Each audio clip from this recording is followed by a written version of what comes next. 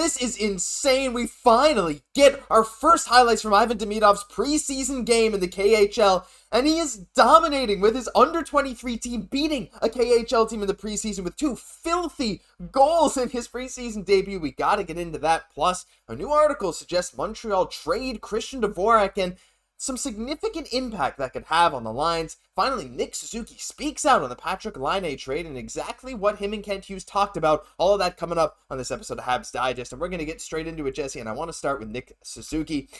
He speaks out. Finally, he was interviewed today. I mean, there's been a lot of interviews going around, whether it's Slav, whether it's Xhekaj, whether it's Suzuki, and they've all been talking. Xhekaj's, I think, was a bit before the Laine trade, but a lot of the recent talk, of course, has been surrounding Patrik Laine. And, well, I just wanted to bring up some comments that Nick Suzuki had, because they're pretty great. He said, first of all, I think it's really important that it comes from the top down, the communication from Kent and Marty to us.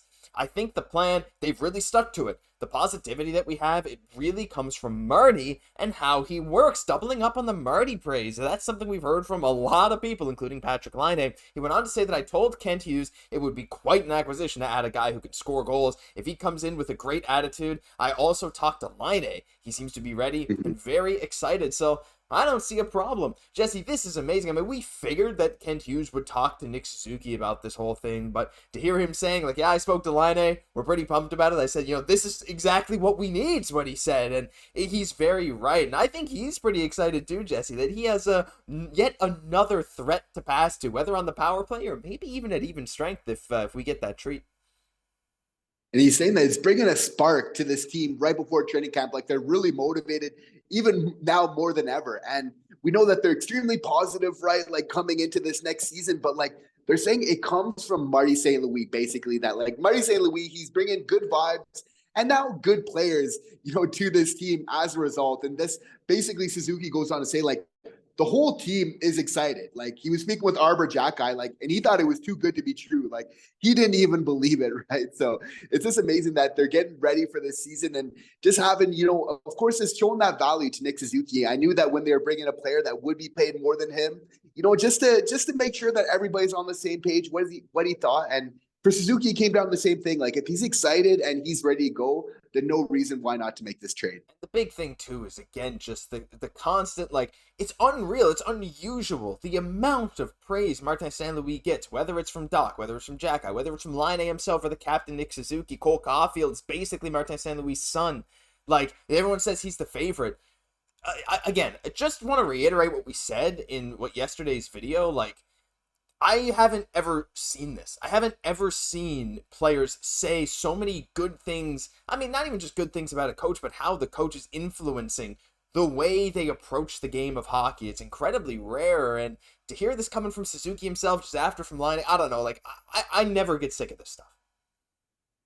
No, absolutely not. He's bringing so much to this team, and rightfully so, right? It's only deserving that he really gets the praise that he deserves. It's incredible. Let us know down below what you think about Suzuki's comments, but we're going to quickly move on because, we want to get to the Demidov stuff. But first, let's talk about this. Now, look, the Habs could have an opening night roster like they have right now, and it'd be fine. You'd just have to put Carey Price. Well, you'd probably have to send a couple guys down to the AHL on paper, just so you can get just under the cap. Put Price on LTIR. Maybe we'll talk in another video at length about how the Habs now have to maneuver their cap space. But one easy solution, Jesse, is just to move on from a player. And, well, there's a lot of players that are getting their names thrown out there left and right. But Ryan Sporer, a guy we've referenced a few times on the show from the Hockey Writers, and, of course, the article's linked down below. I recommend you go read it. There's a lot of good work there. He basically says they face no other option but to move Dvorak after the Laine trade. Ideally you trade Josh Anderson, but that's going to be hard to do. But when we talk about moving Dvorak, Jesse, this kind of sparked our conversation earlier today and our thoughts about what the Habs could do. And if you look at the lines on Daily Faceoff, which are now updated, let's say the Habs move Dvorak, right? Again, he's an expiring deal. He shouldn't be nearly as hard to move as someone like a Josh Anderson. If he's gone, one line the Habs had that worked really well last year is Yoel Armia and Brendan Gallagher, centered by Alex Newhook. And with Dvorak gone, I know we want Newhook in that top 6. I mean, ideally, performance-wise, that's where he deserves to be. But Armia, Newhook, Gallagher has proven to be a good line. We've seen Newhook and Anderson have great chemistry together. And why not move someone like Joshua Waugh up to the second line with Dach and Laine? I think moving Dvorak actually does solve a lot of problems. While at first I wasn't so sure, if you're willing to give Newhook his own line, I think there's some really good potential there. I'm all for a Devo trade, but for myself, I'm definitely keeping Newhook on that second line. I think what most likely is going to happen is like going into training camp, they're probably going to see how Owen Beck kind of performs, right? Because they've said that like they want to give those opportunities to those young guys if they feel they deserve it. They don't want to say like, oh, even if you do an amazing job at training camp, just because we got other spot guys in those spots, we're never going to give it to you. And I feel like if Owen Beck does have an amazing training camp, you know, like Dvorak hasn't cemented himself enough in this lineup where he's just like completely untradeable, right? I think if Owen Beck does great, I think that they're definitely going to look to make a move. Maybe the first month, 2 months in, maybe giving Beck like a little bit of that experience in the AHL would make some sense, right? But I think kind of creating that space for him early on. I think with the Dvorak trade, you can still keep Newhook on that second line. And then, you know, possibly until a Demidov type of move in the future, then I see him going more to a 3C. But I think Owen Beck, the type of smart, cerebral player he is, he's a guy that could hop in, even on a fourth line role, maybe Jake Evans, kind of go in that 3C, interchangeable, right? Whether it's Owen Beck or Jake Evans at 3C type of role. Obviously, we know that Beck will have to pay his dues, but I see a Dvorak try maybe more to bring a space for some of these younger guys. I like that take too. Like, I think it's going to be really interesting because right now it's so fun to discuss this because we don't know what training camp's going to go like. Owen Beck had a really good training camp last year, and don't forget, Owen Beck already has one NHL game under his belt. That was sort of an emergency situation, but still. And Jake Evans, this is his contract year as well. Same thing with Dvorak. They're going to want to play a lot of minutes.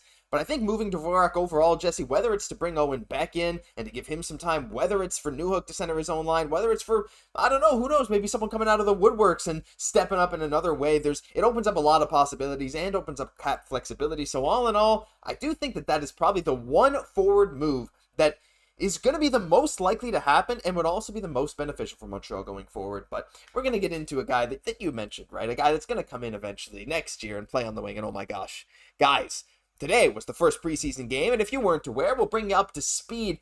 Right now in the KHL, there's a preseason tournament. I forget the name. I think it's the Pushkov tournament. I believe that's what it's called. And it's a lot of KHL teams. A lot of KHL teams going up against each other, but there's one team, and it's the Russian under-23 national team, where everyone is under 23 years old, and they're going up against all the other KHL teams. Well, Demidov is the captain of this under-23 team, as we've talked about in previous videos, and this was his first preseason game just this morning, and well, how did he do? Well, you saw at the top of the show, he scored an absolute snipe that only he knew was in. They had to stop the game and review that, not to mention this filthy move on the goalie. It's his first game. He does this, and then he comes out after the game and says, yeah, you know, I didn't have much time to prepare for the season because of my injury. I was feeling it. I was feeling hurt. Like, what? Like, you're watching him. He's dominating the game. He's the captain. He said, I felt like I had good control in the game. He also said, it's really nice to wear the C. I'm glad they trusted me with leadership. I'll try to live up to expectations. There were many moments today when I took control of the game. Yeah, absolutely he did. He also said, I'm not afraid of the AHL when talking about coming to North America. My main goal is to play in the NHL, and if that means playing in the AHL, I'm all for it. We'll get to that comment in a minute, Jesse, but I just wanted to first focus on, I'm going to play this again. I don't even have words.